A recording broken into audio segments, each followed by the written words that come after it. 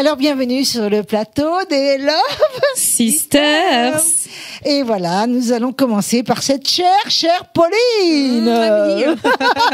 Je suis là et je vais présenter Virginie Savoie. Bonjour.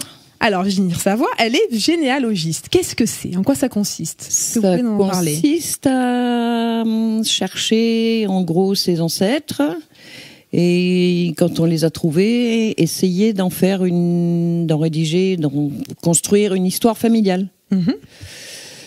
Comment c'est venu cette idée? Au départ, c'était il y a juste 30 ans, 1995, hein, où j'ai voulu tout d'un coup savoir si la légende familiale se vérifiait au sujet de mon arrière-grand-père qui était un enfant adopté. Mm-hmm. Donc je voulais savoir le pourquoi du comment et essayer de vérifier ce que la famille en disait. Et donc, est-ce que vous avez découvert quelques trucs ou vous pouvez nous en donner? J'ai découvert que la légende familiale était fausse. Ah, intéressant. Donc après j'ai décanté tout ça, mais après j'ai pu remonter. Alors j'ai choisi de remonter la famille de son père adoptif, puisqu'il est né de père inconnu, Charles adopté. Donc j'ai choisi de remonter la famille de son père, de ses parents adoptifs. Et puis voilà, puis j'ai tiré le fil, la pelote est venue et j'ai tricoté l'histoire de la famille. Montrez à la caméra. J'ai tricoté l'histoire de la famille. Wow. C'est l'histoire de ta famille. L'histoire du côté de mon père. Paternel, parce que mon arrière-grand-père, c'est le grand-père de mon père. Donc c'est côté paternel. Voilà, donc j'ai...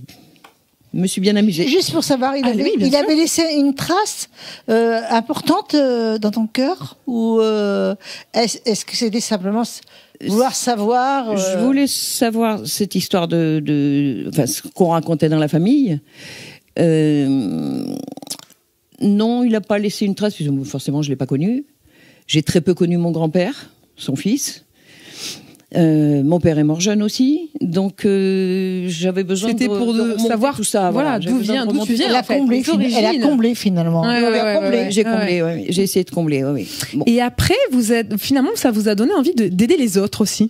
Ah bah oui, parce que c'est une passion et je pense qu'une passion, ça se partage. C'est super ça. Donc et donc vous aidez les gens donc. J'aide les gens. Voilà. J'ai commencé avec mes amis autour de moi à leur dire tu veux que je te remonte ton arbre. Il y en a qui ont dit ouais si tu veux. Donc ça m'a amusé. J'ai remonté leur arbre mais ça n'a pas donné grand chose. Et puis j'ai une amie particulièrement pour qui ça y est elle a plongé dedans elle. Jusqu'au cou. Vous avez transmis la passion. J'ai transmis la passion. Donc je l'aide beaucoup parce qu'elle est un peu plus âgée que moi, donc elle a plus de mal, surtout pour lire les actes anciens, donc elle a du mal. Chercher sur Internet, c'est pas toujours facile, selon les sources dans lesquelles on cherche. Donc, elle est tombée dedans, elle aussi. Et comment vous y prenez justement? Quels sont les process? Quel est le suivi pour faire les recherches? Où est-ce que vous allez? Comment vous faites pour, Alors, au départ, c'était comme tout généalogiste il y a 30 ans, c'était papier, crayon, fiche papier, écrire aux mairies, joindre une enveloppe timbrée, attendre la réponse, y aller dans les mairies, aller dans les cimetières, voir les cimetières, c'est très intéressant, à la recherche de tombes familiales. Et puis après, petit à petit, les conseils départementaux ont mis leurs archives sur Internet. Donc ça a été beaucoup plus facile. Merci la numérisation. Selon les départements, ça a été fait plus ou moins bien, plus ou moins complètement, plus ou moins rapidement. Ça fait que 2-3 ans seulement que le Gard est sur Internet. Non, il n'y était pas. Il fallait aller à Nîmes chercher des trucs dans les archives. Et surtout, j'ai pu suivre il y a 5 ans une formation de généalogiste à l'université à Nîmes. C'est un diplôme universitaire. Danse. Combien de temps il faut? C'était 6 mois. On a commencé début janvier, on a fini fin juillet, 7 mois donc, avec rendu d'un mémoire personnel et rendu d'un mémoire collectif de toute la promo. Donc on a travaillé sur un sujet personnel et parallèlement sur un sujet collectif, avec de l'histoire, du droit, du latin, de la paléographie, de la généalogie, bien entendu. Ça devait être passionnant. Ah, c'était passionnant, c'était passionnant. Et donc ça m'a aidé à accroître mes ressources de renseignement. Parce que Quelle importance. Je savais pas faire. Bien sûr. Donc ça m'a appris comment faire et où aller chercher. Donc maintenant, je sais où elle est et vous pouvez du coup aider des gens à chercher leur propre histoire, finalement. Les gens à chercher en leur disant mais tu trouves pas ça, va donc voir dans cette source-là ou va voir cette source-là. Vraisemblablement tu trouveras. Et si tu trouves pas, c'est qu'il y a rien à trouver. Enfin. Oui, mais ça mérite d'aller voir finalement, voir un peu d'où on vient, quoi. Oui, pour les gens que ça intéresse. Et il y a dans toutes les familles, il y a des histoires. Toutes les familles. Et oui, et justement, est-ce que vous avez une anecdote un peu à nous raconter, quelque chose qui vous a surpris sur des origines vous avez raconté quelque chose d'intéressant la dernière fois. Il y a le grand-père de cet arrière-grand-père adopté, donc le père de l'adoptant, enfin un Savoie aussi, Karl Joseph, il s'appelait. Lui, j'ai découvert qu'il avait eu une vie extraordinaire. Il est né en Allemagne de parents français, mais à l'époque où cette région-là d'Allemagne était française à cause de Napoléon, qui avait conquis tout le coin là. Bon, mais il a fait des études de droit. Quand il a suivi ses études, il a été avocat. Il s'est inscrit au barreau de Heidelberg. Et puis il était à l'époque, c'était pas l'Allemagne, c'était des royaumes, des duchés. Donc c'était le duché. Des territoires. Il était très anti-duc de Bavière, qui était plutôt ferme, droite, bien sévère. Donc il s'est fait expulser de Zweibrücken, où il habitait. Il s'est fait expulser, donc il est rentré en France. Il avait plus ou moins encore de la famille. Il est venu se poser à Paris. À Paris, il était prof d'allemand. Mais c'est fou, tout ce que vous avez pu recueillir. C'est quand même incroyable. Et j'ai le montant des impôts qu'il payait à Paris. J'ai trouvé le montant des impôts qu'il payait à Paris. Je la fais courte. Il s'est fait élire député en 1848, député du Haut-Rhin, donc l'Assemblée nationale française. Sauf que ce cher homme s'est opposé au coup d'État de Napoléon III en décembre 51. Donc il s'est fait expulser. En même temps que Victor Hugo, en même temps que Victor Schœlcher. Enfin, ils ont été une tripotée à se faire expulser de députés. Et ils sont partis vers la Belgique. Donc il a passé 3 mois à Bruxelles avec Victor Hugo. Victor Hugo est parti, comme on le sait, à Guernesey. Et lui est parti à Londres. Et un jour, j'étais à Londres chez des amis et je reçois un message internet qui me dit est-ce que vous êtes de la famille Savoie Je vous la fais courte. Oui, je suis de la famille Savoie. J'ai dit écoutez, ce monsieur voulait un renseignement sur la lignée Savoie. Et je lui ai dit écoutez, je suis pas chez moi, j'ai pas mon ordinateur, ma généalogie sous le nez, je suis à Londres. Et il me répond, toujours par message vous êtes allé chercher l'acte de décès de Karl Savoie, Joseph Savoie. J'ai dit ah bon, il est mort à Londres? Mais je ne savais pas. Il n'y a pas de hasard dans la vie. Je ne savais pas. Or, ça s'est passé un week-end, vendredi, samedi. Moi, je rentrais le dimanche ou le lundi à Montpellier.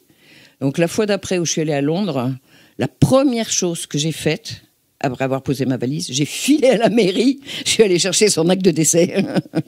Je tenais plus. Je tenais plus. Envie de savoir. Envie de savoir. Oui, c'est super. Et sur les actes de décès anglais, il y a la cause du décès. Et donc il avait une insuffisance rénale et une insuffisance cérébrale. Je ne sais pas ce que ça veut dire, mais à mon avis, il a fait un bel AVC. Enfin, ce type qui était allemand, il a dû redemander sa nationalité française, parce que quand il est rentré en France, son coin de naissance n'était plus français, était allemand. Donc il était considéré comme né à l'étranger. Donc en fonction j'ai un dossier comme ça de naturalisation où on a épluché tous ces papiers pour l'autoriser à redevenir français. Incroyable ces histoires. Il n'y a pas des histoires avec Hugues Capet aussi, ce qu'on m'avait raconté? Mais non, ça vous le gardez en secret, parce qu'il y a des choses qui sont secrètes en fait, c'est ça? Non, c'est pas secret du tout. C'est dans le côté privé, à pas divulguer. En détricotant, enfin en tirant le fil, la pelote, etc. Je suis remontée jusqu'à Hugues Capet, dont je suis une descendance directe. Quand même incroyable. Éprouvée. Ok, merci Virginie. Voilà. Est-ce que vous avez, face à la caméra, comment on peut vous contacter? Dites aux gens qui veulent savoir leur histoire, comment on peut vous contacter. Il y a des personnes qui demandent de plus en plus. Ouais. Oui. Bon, on peut me contacter, j'ai un site internet, puis pas très à jour. J'ai un numéro de téléphone, je pense que j'ai donné... Mais dites-le pour les gens, si vous voulez. Ou... Je ne le sais pas par cœur. Alors, à ce moment-là, par mail, si on peut vous contacter. Par mail, oui, sur mon mail personnel, je réponds à tous les mails. Alors, quel est le mail d'Épelé ? Alors, mon mail, c'est v-du6, Chine, comme le pays, @orange.fr. D'accord. Et vous avez des réseaux ? Des réseaux ? Des sociaux, les réseaux ? Non. Ma fille m'a créé un compte Facebook, mais ça s'est arrêté par là. mail, on peut vous contacter. Ça s'est arrêté là. Par mail et sur le site internet. Par mail et sur le site internet, et puis le numéro de téléphone, parce que j'ai donné un exemplaire de ma carte de visite où il y a toutes les coordonnées dessus. Parfait, on le mettra dessus. On le mettra. Voilà. Ouais. Je pense que vous pourrez le mettre à l'écran. C'est super. C'est une belle histoire. Merci beaucoup. Ouais. Merci beaucoup. Ça remonte à très loin dans l'histoire. Non, mais on retrouve même des enfants illégitimes. Alors, oui, c'est sûr. En généalogie, on dit que, d'après généalogie, c'est tout ce qu'on a pu apprendre. Un enfant sur 10 n'est pas le fils de son père. Oui. Oh là là, c'est dingue. Même si ça se sait pas. Même s'il porte le nom du mari de sa mère, il n'est pas forcément le fils de son père. Surtout dans les années 60, je crois 50-60. Oh, mais bon, 1 sur 10 sont bâtards. 19e siècle aussi, au 18e siècle aussi, tout le temps. Non. Okay. En tous les cas, ça fait un plaisir de... C'est pas récent. Merci beaucoup. Merci. Jennifer. Oui. Tu es avec Gwenaëlle. Oui, c'est ça. Aujourd'hui, j'ai invité Gwenaëlle qui va nous parler un petit peu de ses poèmes et de la poésie du voyage. Juste avant, si tu peux te présenter, comme ça va faire aussi peut-être une liaison avec tout ce que tu auras à nous dire sur tout ce que tu nous as ramené, des tableaux. On les voit aussi un petit peu partout sur le plateau.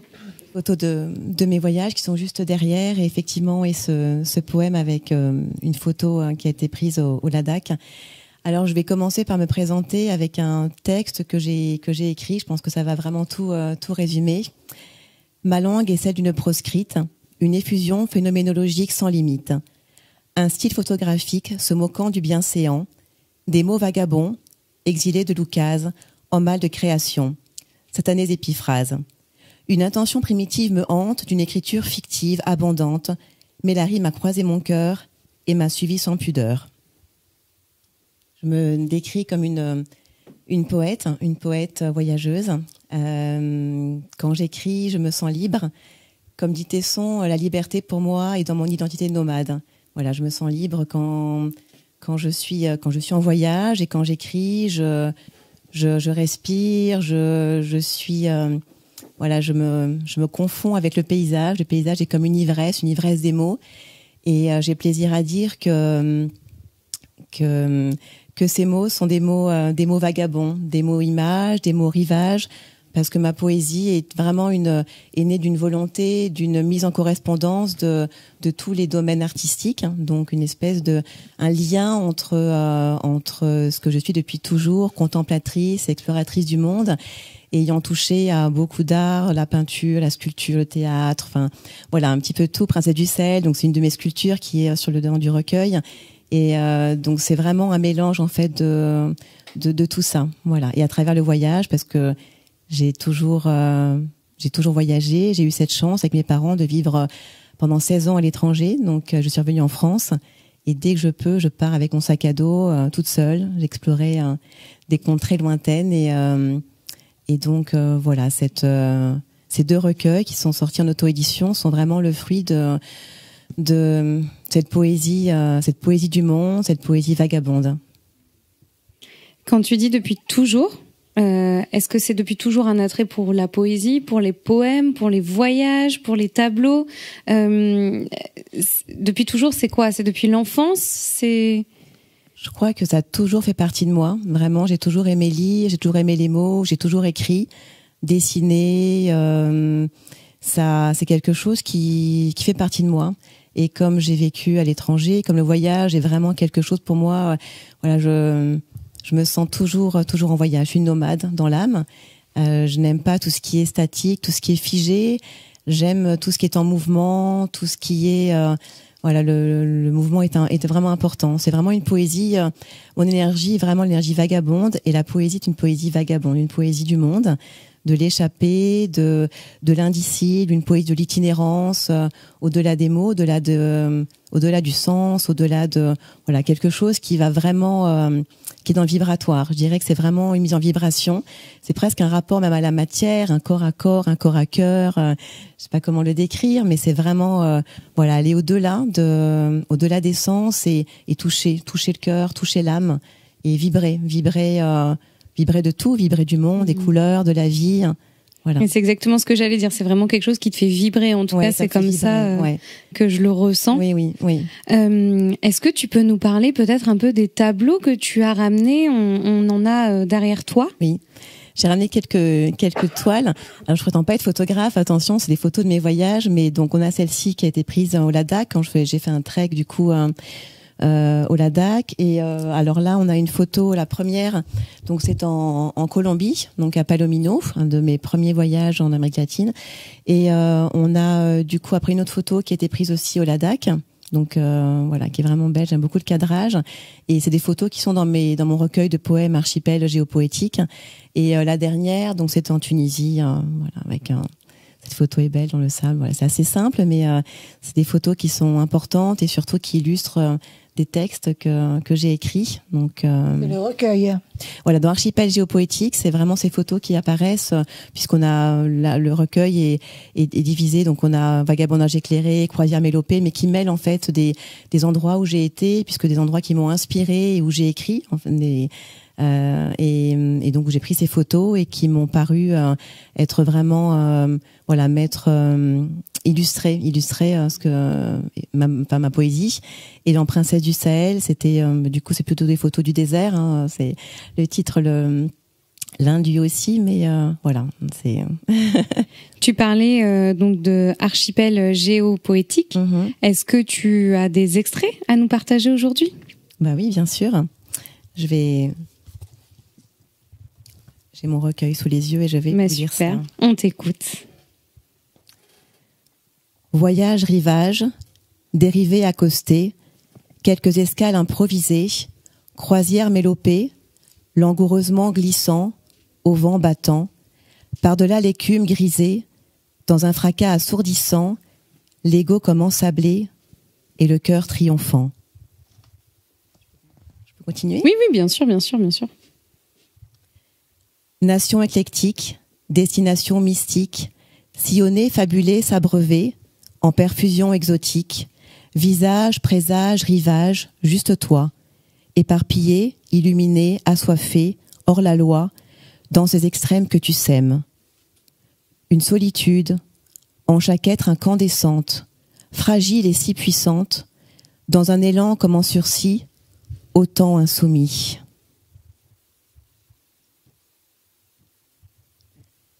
Dans Croisière mélopée, je crois que je n'ai jamais su où se situaient les frontières de ma réalité, éprouver la limite presque géographique de mon intériorité, prendre une place et laisser une trace, mais laquelle? Une empreinte immuable?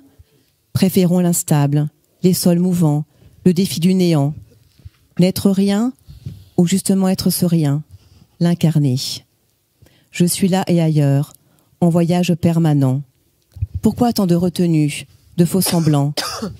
Pourquoi tout me semble fané, voire mourant? Un jour, nous oserons mettre à nu l'intériorité dans une union de scission, à sa juste place la liberté.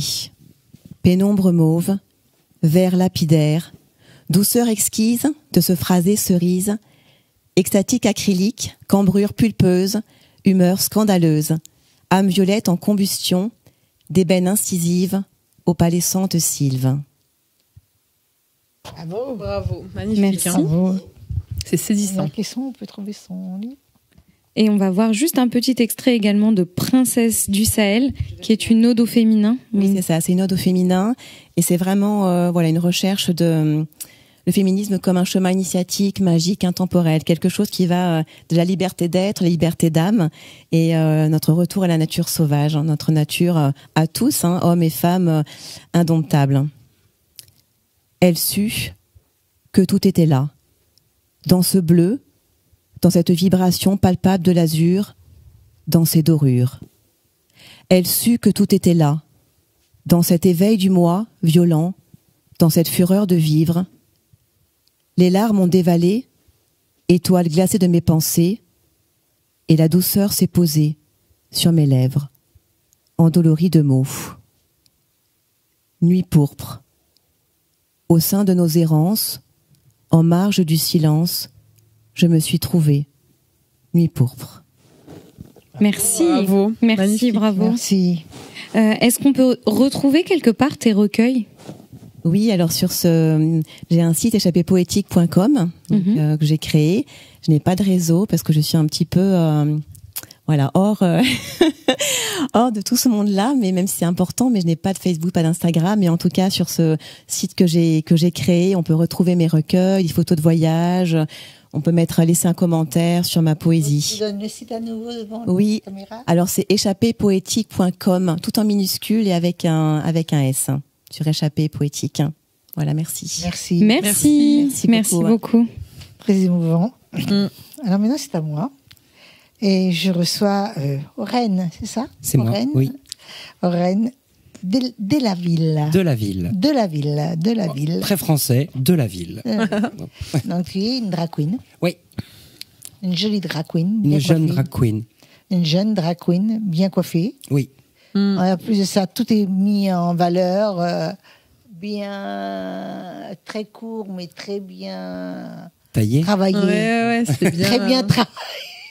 J'y travaille. Tout est minutieusement pensé. La coiffure, Ouais. la coiffure aussi. Ouais, coiffure et maquillage. Et je voudrais, ma chérie, que tu te présentes en quelques mots, là. Alors en quelques mots, je m'appelle donc Aurène de la ville et je suis jeune drag queen et je fais du stand-up sur scène. Explique-moi. J'ai eu l'idée récemment parce que j'avais un petit peu arrêté. Je fais beaucoup de théâtre depuis des années et j'ai arrêté pendant quelques temps pour m'occuper de ma famille. Donc j'ai eu envie de reprendre. On avait monté un spectacle avec mon camarade Stéphane Merlan et qui me ressemblait beaucoup, où j'interprétais Céline Fion avec un F. Comme Fion.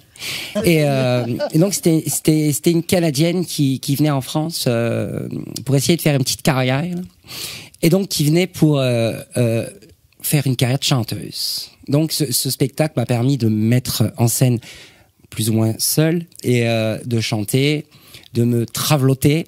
Et donc d'arriver à incarner un peu un personnage qui me sortait un petit peu du théâtre. Et donc j'ai voulu revenir, mais cette fois-ci avec un personnage abouti et mes propres textes que j'écris du coup. Tu écris des propres textes sur scène. Oui. D'accord. J'essaye de tout faire dans la mesure de ce que je suis capable de faire. Les musiques Aussi. Aussi. Je chante, alors c'est soit sur une bande son, je chante la version originale, ou je Des covers, parodie des covers. ou je parodie en changeant un petit peu les paroles. D'accord. Pour avoir un rapport avec le sketch en tout cas que je viens de jouer. Et quelle est l'influence de la chanteuse? Oh, chanteuse, il y en a plein. En fait, j'ai pas vraiment d'influence de chanteuse. Après, j'aime bien les vieilles chanteuses ou les chanteuses mortes. Décédé. Donc, décédées, oui, décédées. Et Tu es là pour pouvoir voir. non mais c'est important quand même parce qu'il faut toujours leur rendre hommage. Hein. Bon, pas Sylvie Vartan, elle est toujours vivante, mais pour certaines qui sont parties trop tôt. Donc c'est vrai que Dalida, tu fais Dalida. Dalida, ouais. Dalida. Qu'est-ce que j'en ai plein, mais là il y a rien qui me vient. En tout cas, Dalida fait partie de ce que je sais faire. Alors j'imite pas, je caricature. Enfin, tu imites bien l'accent. L'accent québécois, canadien, non, hein. l'accent, c'est un mot, ça. C'est pas facile à faire quand même. c'est pas facile, non. Ben non, il faut pas tous comme ça, il faut pas naître comme ça avec T'es l'accent. allé au Québec pour faire cet Je suis accent? pas allé au Québec, là, je me suis beaucoup inspiré de ce que j'ai vu, ce que j'ai lu, ce que j'ai entendu. Là. Aurène, tu as commencé à quel moment où tu es devenue drag queen? Oui, je suis venu tout doucement. Et ton cœur, par exemple. Moi, j'ai toujours aimé ça, hein, les perruques, le maquillage, les vêtements. Alors, c'est vrai que j'aime ça sur scène. Je fais pas ça tous les jours non plus. Hein, Des petits. Ouais, des jeunes, ouais. Oui, j'aimais bien. Je prenais les habits de ma mère, après ceux de ma sœur. Et c'est vrai que bon, j'étais fait selon ma mère pour le théâtre. Et j'ai mis du temps parce que je suis quelqu'un de très timide. Et donc j'ai mis beaucoup de temps à aller apprendre le théâtre, faire de la scène. Et donc j'ai commencé tout doucement avec des petits rôles, avec Marianne Mouraret qui est metteur en scène et qui m'a beaucoup appris. Et donc j'ai joué Molière, j'ai joué du plus contemporain et j'avais dans l'ambition de jouer la pièce que j'aime le plus. C'est une pièce de Barry et Grédy qui était jouée par Jacqueline Maillan, qui s'appelait Lily et Lily, qui d'ailleurs je crois est joué cette année. Grande actrice, Jacqueline Maillan. Ouais, c'est mon modèle de théâtre en tout cas de ma jeunesse. Alors ça me rajeunit pas non plus. Hein, bref, passons.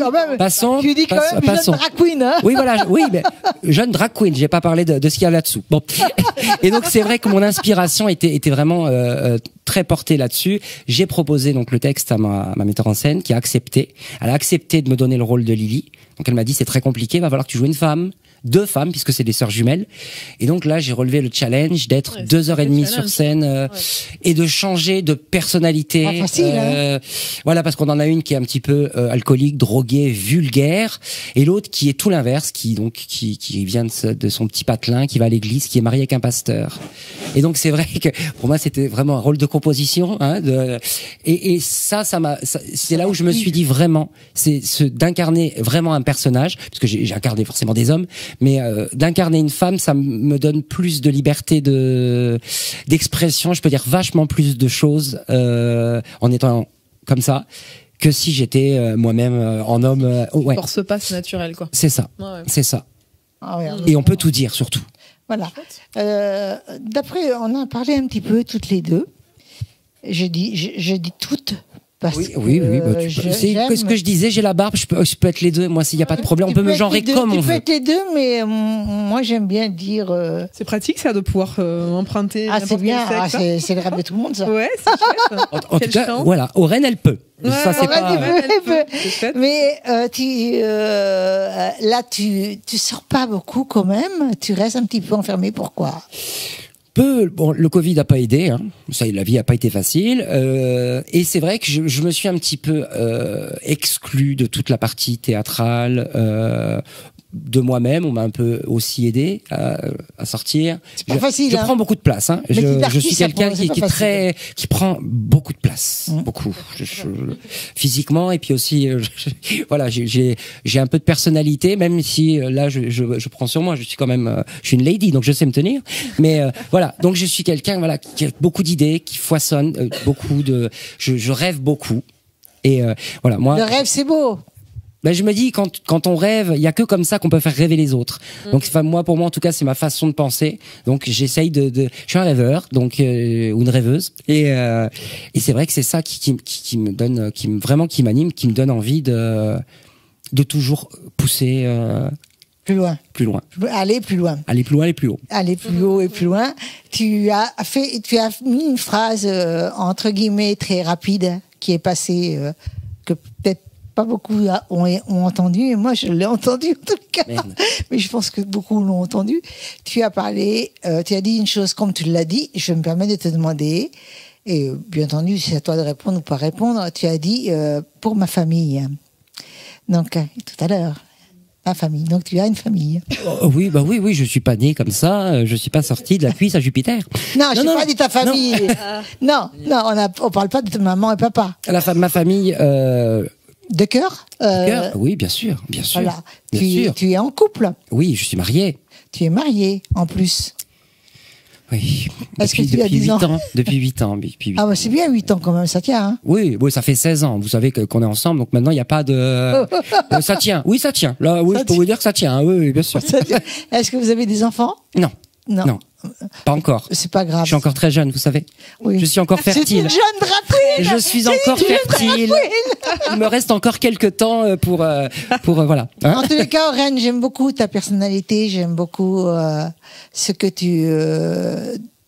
tu te donnes comme... Elle dégage. Elle dégage, et tout. Et je voudrais que tu m'en dises un petit peu plus sur toi avec l'accent canadien. L'accent canadien, je peux le faire. Là. Tu peux y aller. Parce que je vous parle de ma personne là, personnelle ou de ma personne artistique. Bah, écoute, pour l'instant, tu es là que pour ta personne artistique, peut-être. Artistique, oui, bien sûr. Ah.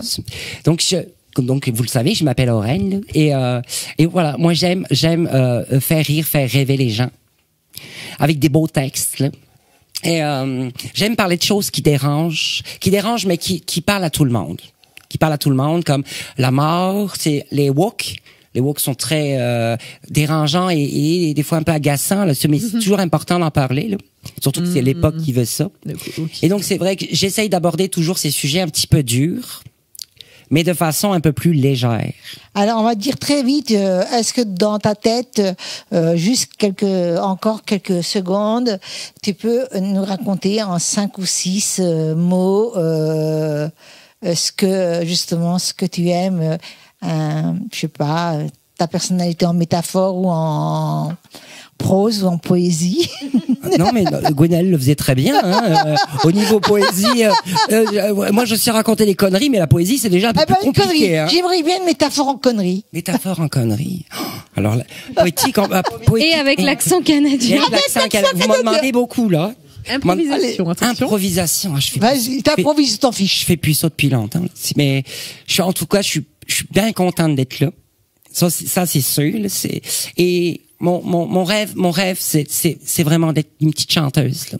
Je voudrais être une petite chanteuse, donc je pourrais peut-être vous chanter un petit quelque chose ou pas. A cappella? A cappella. Vas-y. Non, je veux pas le faire, je suis trop timide. Je me réserve pour les lives, comme ça vous aurez l'impression de pas avoir la même en face, là. Mais, en tout cas, j'espère avoir assez de personnalité pour percer comme un bouton d'acné sur le visage d'un adolescent prépubère. Oh, bye bye! Alors, tu sais quoi? Merci. Vous savez quoi, mes amis? Nous allons la voir en live. C'est pas vrai. Super. Voilà. Et donc, je voudrais quand même avant, tu regardes la caméra et tu me dis comment on fait pour te joindre pour le travail. Ça va de soi. Le travail, c'est important. C'est très important, le travail. Ça fait 16 ans. C'est les pépettes, tout ça, c'est très important. Donc, vous pouvez me trouver sur Instagram seulement. La caméra. À Aurène de la Ville. Donc, O-R-E-I-N de la Ville. D-E-L-A-V-I-L. Comme une ville personne que je suis. Et voilà. Donc c'est une manière vraiment très facile de me trouver. On reconnaît la personne, on sait que c'est moi. Donc c'est un conte de princesse. Ma chérie, merci. Merci à vous. Et on va aller t'écouter. Allez. Avec plaisir.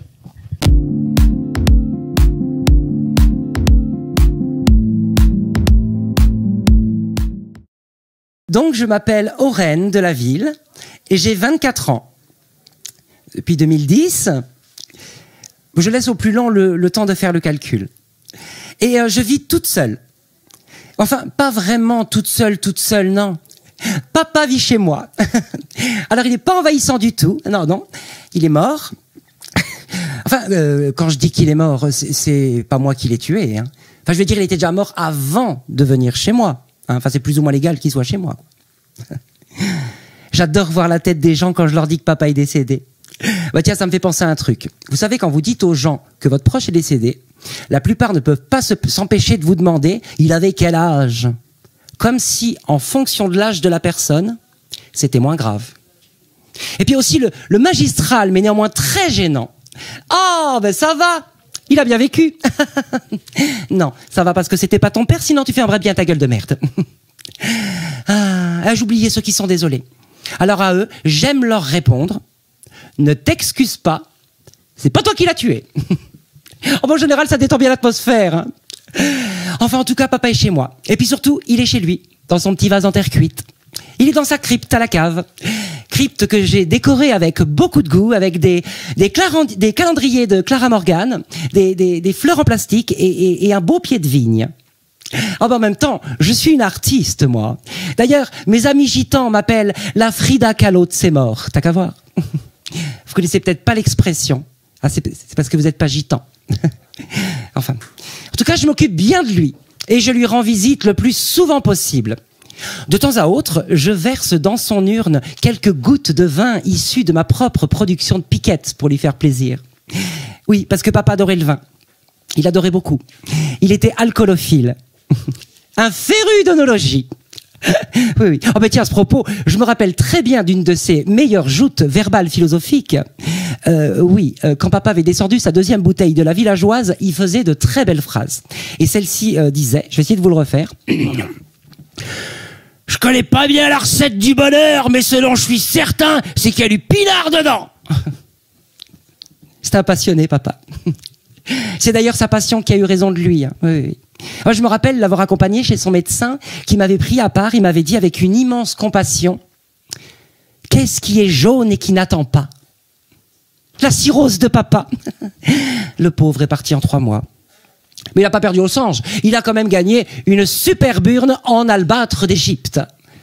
Alors, je pense que mon élocution a fait comprendre à certains superbe urne, alors que j'ai simplement dit superbe urne. Nuance. Enfin, c'est pas mal pour une dernière demeure. Hein. Ouais. Enfin, faut dire qu'il m'a quand même coûté une blinde son pot de fleurs.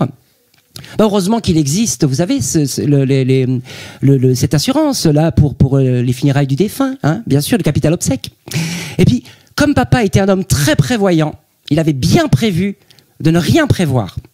Afin, disait-il, de me laisser libre de mes choix quant à ses funérailles, pour que lui reste libre le plus longtemps possible de sa ferraille.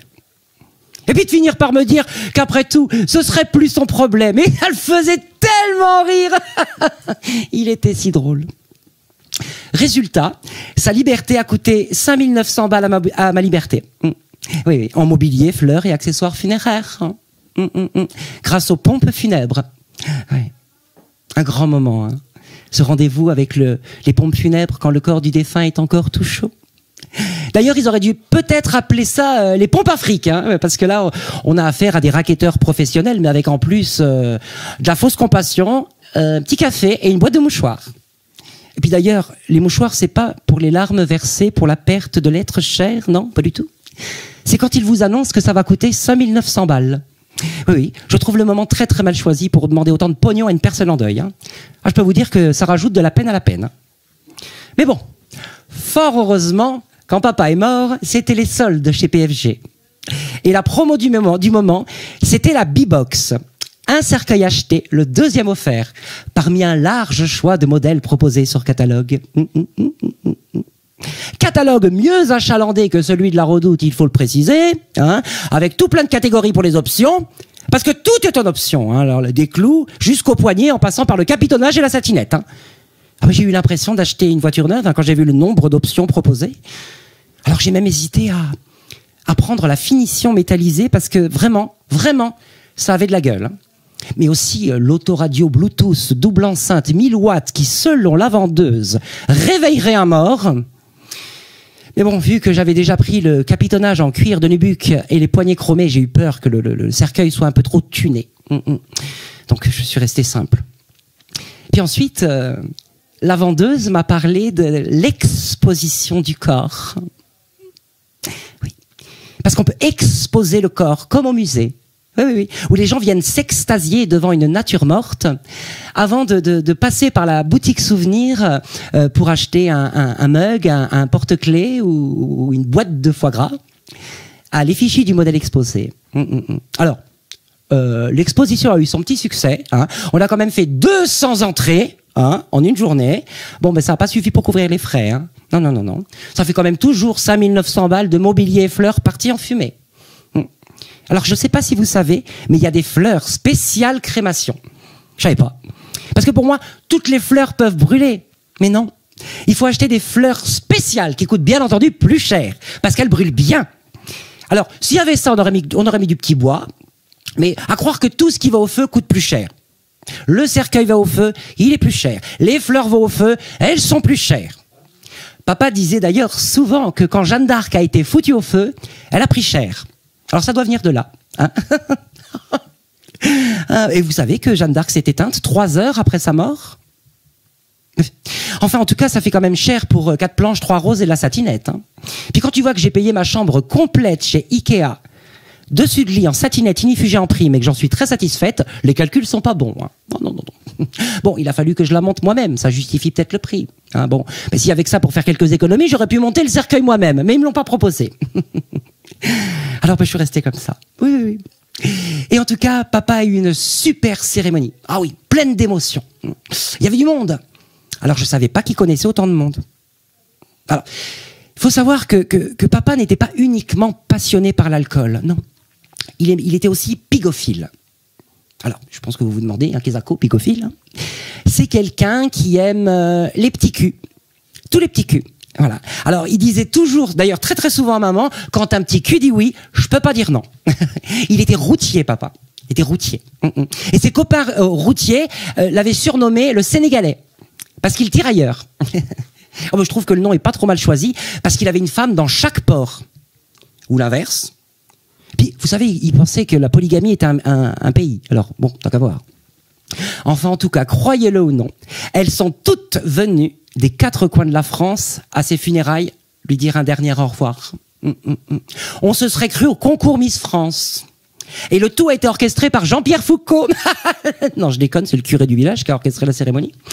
Mais chose que je ne savais pas, c'est qu'il allait me mettre un petit peu dans la merde.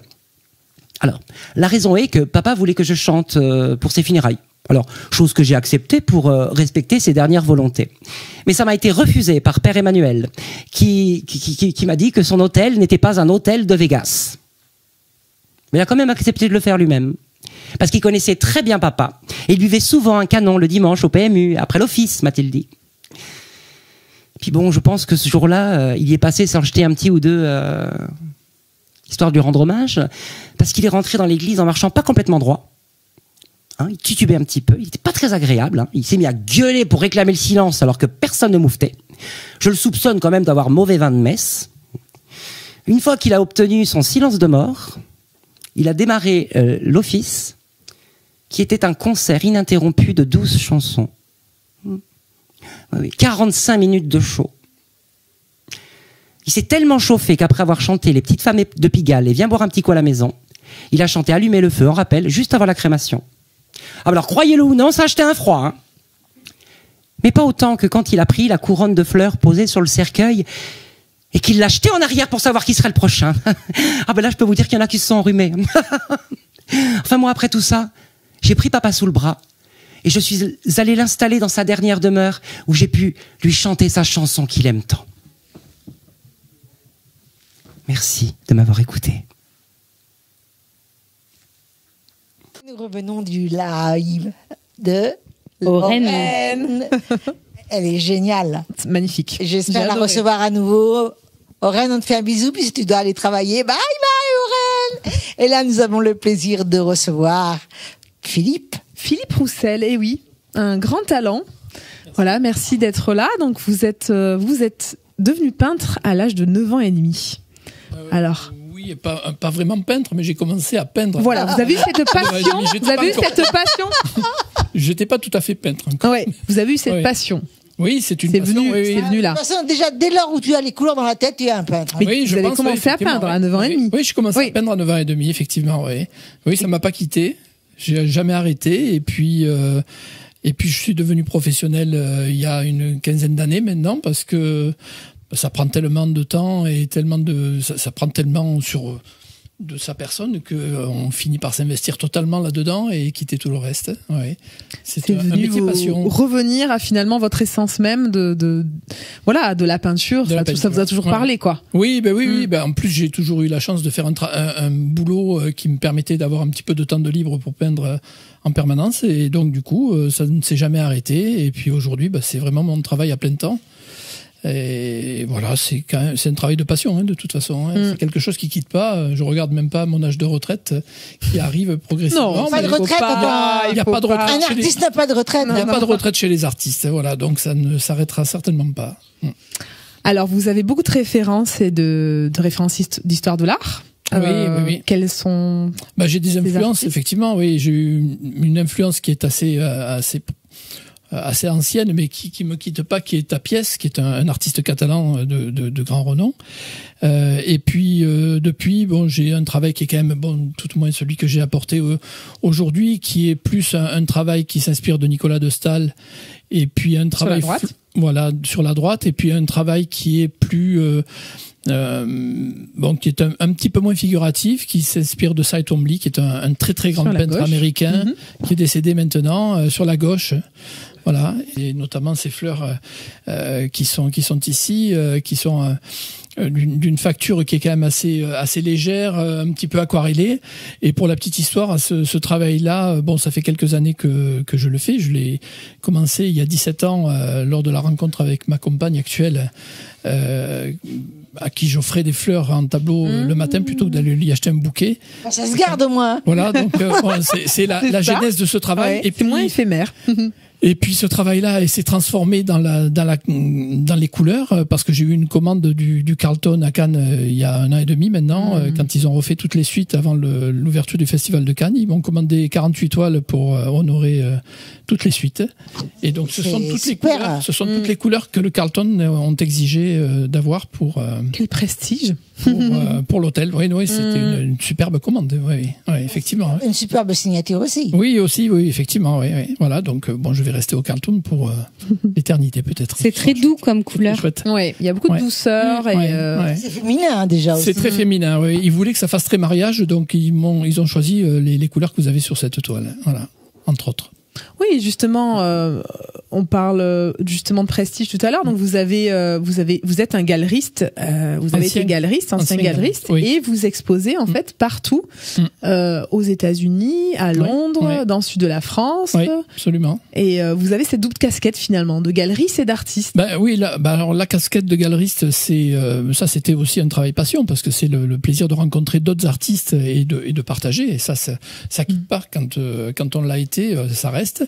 Et puis artiste, par la force des choses, parce que galeriste, c'est un travail qui prend énormément de temps. Et il est arrivé le moment où j'avais plus suffisamment de temps pour peindre, pour pouvoir honorer les commandes dans les galeries. Donc la galerie s'est arrêtée, et puis mon travail de peintre a pris la majorité de mon temps. Eh oui. Voilà, donc c'est une double casquette, mais qui sert toujours. Et aujourd'hui, ça me permet d'être directeur artistique dans certains salons d'art, pour pouvoir mettre en avant certains artistes. Parce que vous avez des galeries ailleurs. Oui, parce que vous exposez dans des galeries. Parce que j'expose dans des galeries, voilà. Et puis ça me permet aussi de monter des expositions, comme quand j'étais galeriste en fait. Donc je garde quelque part ma double casquette. Et oui, finalement vous avez découvert les coulisses de comment ça se passe quand on expose en tant qu'artiste, et finalement vous êtes devenu cet artiste que vous avez toujours été finalement. Absolument. C'est ça qui est super. Et donc quels sont vos projets à l'avenir ?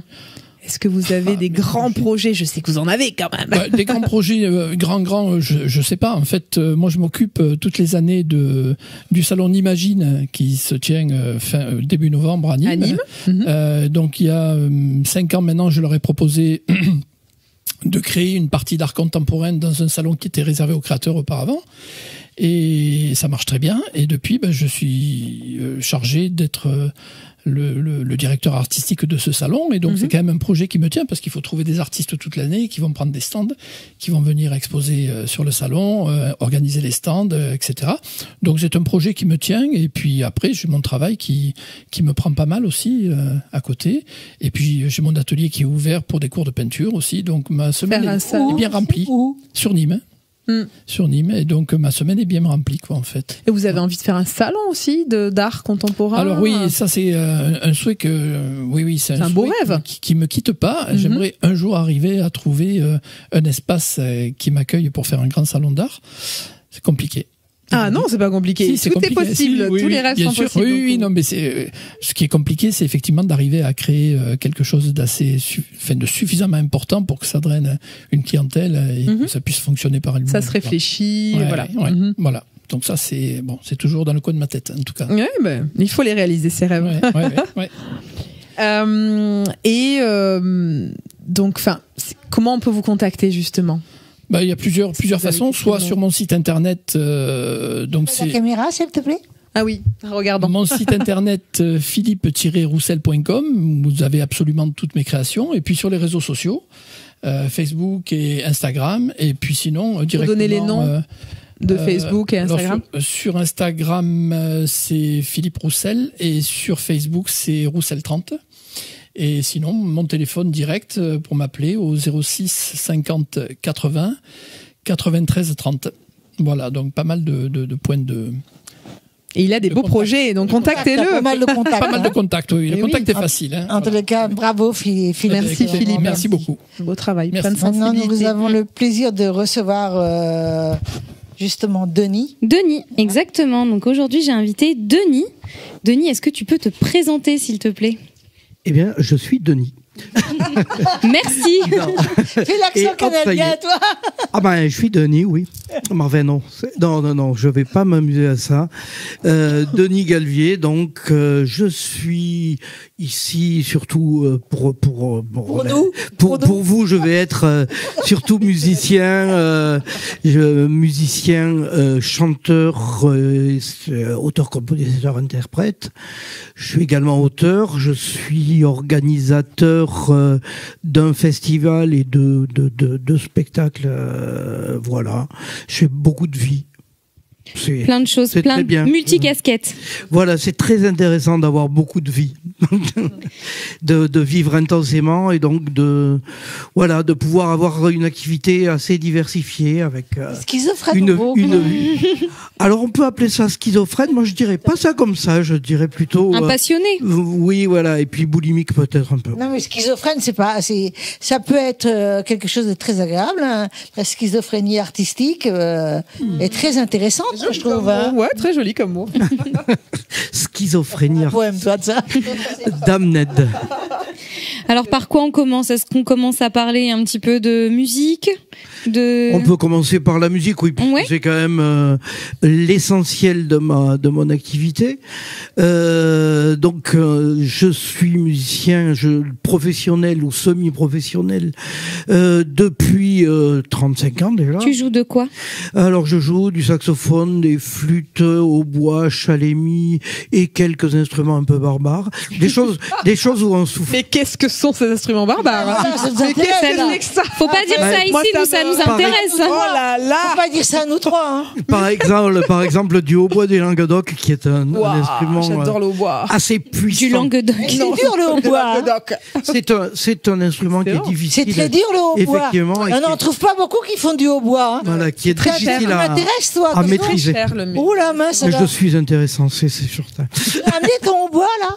Et non, je n'ai pas pris mon hautbois. Il est cher, hein. Non, mais alors, ce n'est pas un hautbois classique, c'est un hautbois du Languedoc, qui est le hautbois, disons, typique du Languedoc. D'accord. Hein, comme il y a des tas de hautbois partout dans le monde. De toute façon, tous les pays ont une variété de hautbois. Un hautbois, c'est juste un instrument avant à hanche double. Et donc après l'anche double, on la fixe sur des choses très différentes. Voilà, hein, mais on en trouve vraiment dans le monde entier des hautbois. Hein, vous prenez une paille, vous la pincez et vous soufflez dedans. Et déjà, ça commence à faire le son du hautbois. Donc c'est ce qui indique. On va tester ça en rentrant chez nous ce soir. Moi j'ai une clarinette, mais je n'ai pas de hautbois. Donc moi, il m'intéresse là. Non, il faut fendre un peu une paille. Voilà, vous l'écrasez et puis sans trop serrer, vous allez avoir le. Mais alors maintenant, il n'y a plus que des pailles en carton. Est-ce que ça marche avec les pailles en carton ? Je ne pense pas. Il faut quand même qu'il y ait une attaque et qu'il y ait une vibration possible, puisque on va faire les canards. Le son, c'est la vibration. Et quoi qu'il arrive. Et le chant, c'est pareil, c'est la vibration ici, mais comme toutes vos voix. Et donc voilà, c'est mon autre corde.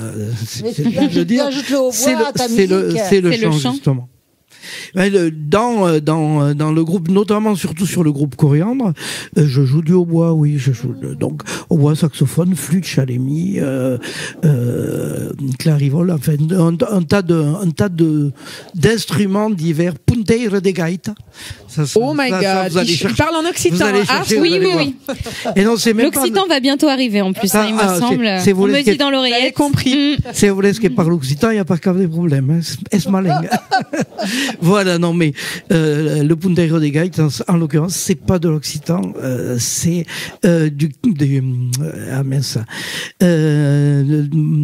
alors du côté de Saint-Jacques de Compostelle, donc de Galice, c'est du galicien, un punteiro de gaita. Et la gaita, c'est la cornemuse galicienne, et le punteiro, c'est juste la partie, le chalumeau, la partie qui sert à faire la mélodie dans la cornemuse. Voilà. On parlait d'occitan et de chant. Je pense que c'est une bonne liaison pour parler de la chanson La Feste.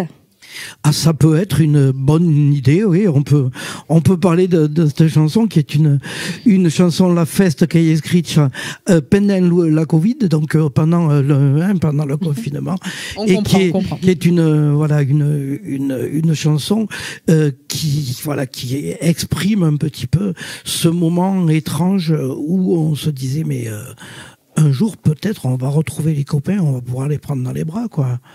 Vous vous rappelez de cette espèce de passage tout à fait étrange où on se demandait où ça allait aller et où de fait rien n'est redevenu comme avant, et c'est pas forcément toujours simple, n'est-ce pas? Est-ce que c'est un morceau joyeux au moins? Oui, La Feste. Oui, la fête. Donc bon, effectivement, on parle de choses qui étaient assez dramatiques, assez traumatisantes, mais on parle aussi de comment on va en sortir. Et comment on va en sortir? Ah, ça tombe bien, puisque là on est le 15 mai, donc ça fait 5 ans maintenant qu'on est sorti de tout ça. Yeah. Donc ce que je vous propose, c'est qu'on écoute tout de suite La Feste. C'est parti.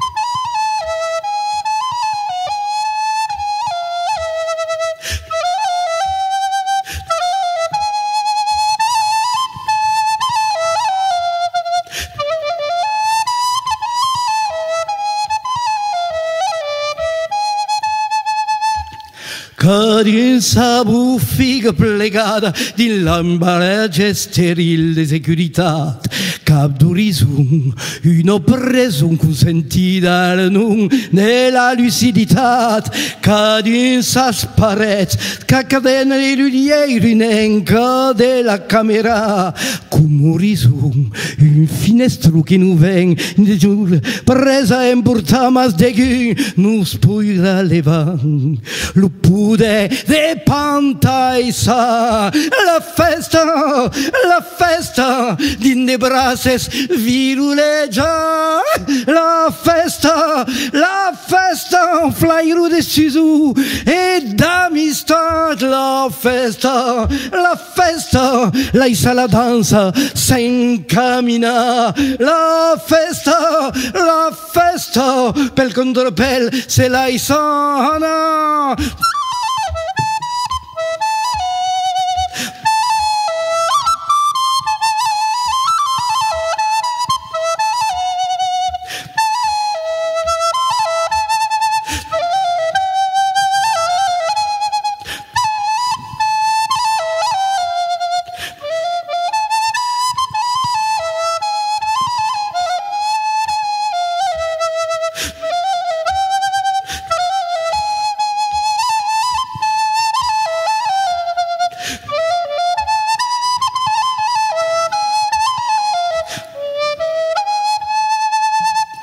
Un jour inutile, endemant conciliat, puis ses explications obligate, monde illégal, non essentiel, et qu'à d'une dix sa sous-aise dins accepta. Un jour renebit, l'endemant adubat per devenir recommendat. Contradiction, résignation, mas le doute fous, et ça s'insinua, et de qu'un puira les vents. Le poudet de pantaisa, la festa, festa din de brasses viruleggiare, la festa, laissa la danza, sen cammina la festa, fra i grudessi su ed amistav la festa, pel conturbel se la isana, la festa, la festa, la festa.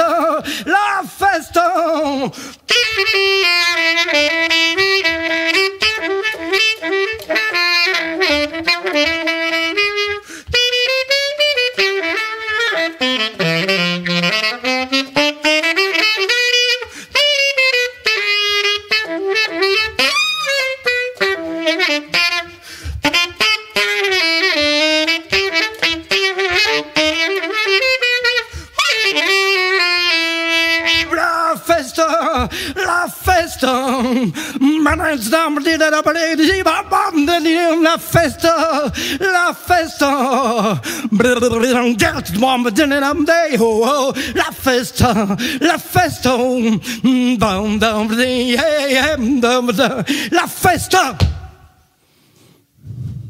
Bah, écoute, bravo. Eh ben merci. Effectivement, c'est un morceau joyeux. Oui, absolument. Et on est content. Et expressif. On est content d'entendre tout ça. Est-ce que tu veux nous parler aussi d'autres morceaux, peut-être, de tes albums que tu as fait? Alors, puisqu'il y en a, il y en a que 4, mais j'en ai 12 ou 13, et qui sont tous en distribution. National, international même. Donc, alors, voilà, allez-y. Tiens, ça c'est un disque de coriandre, donc un autre disque de coriandre, mais celui-là est pour les enfants, ça tombe bien, ça t'ira très bien. Un disque oui, mais pas.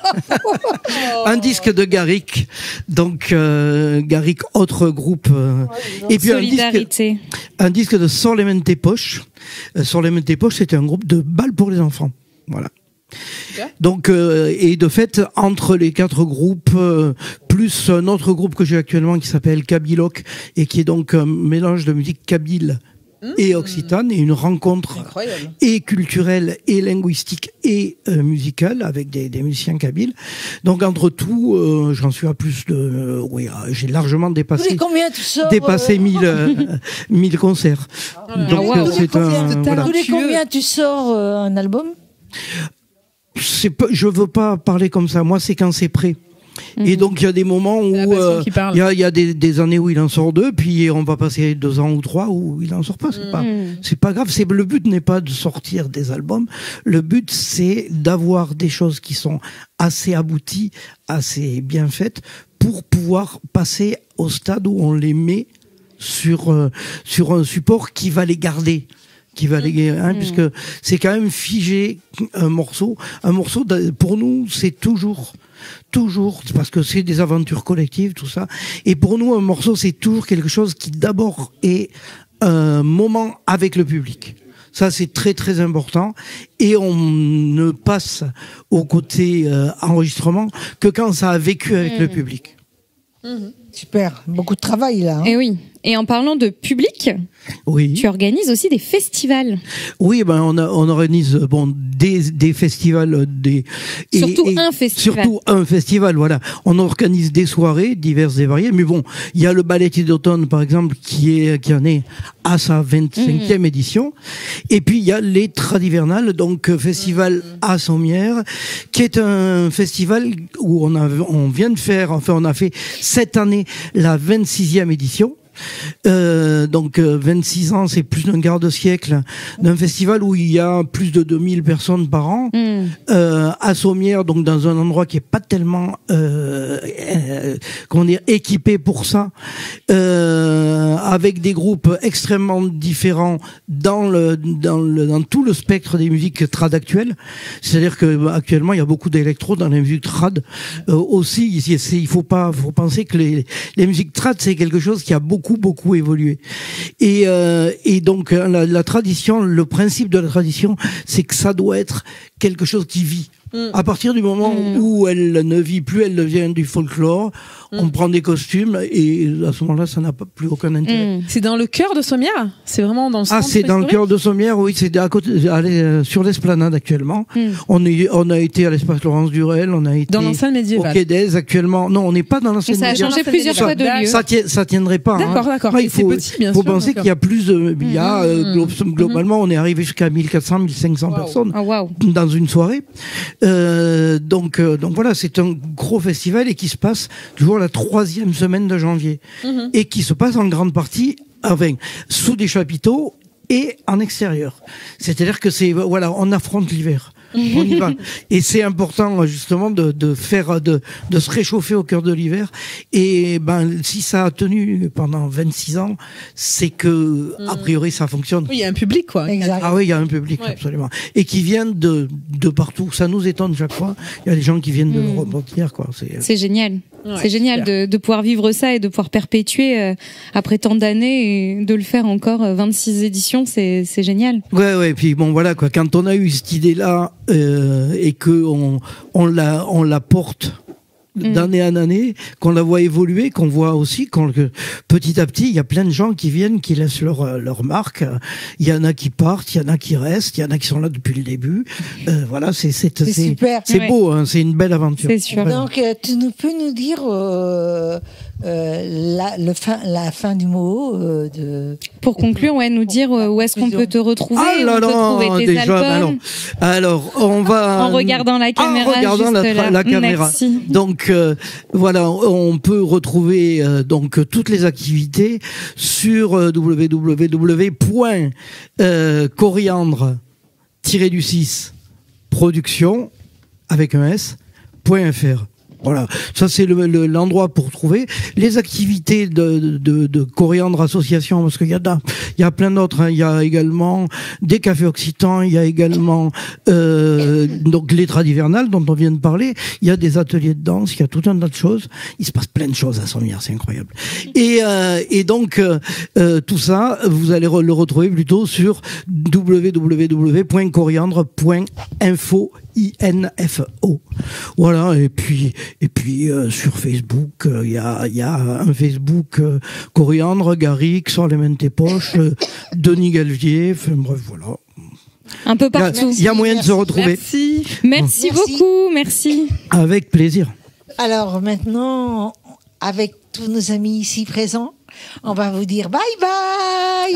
Au revoir. À bientôt.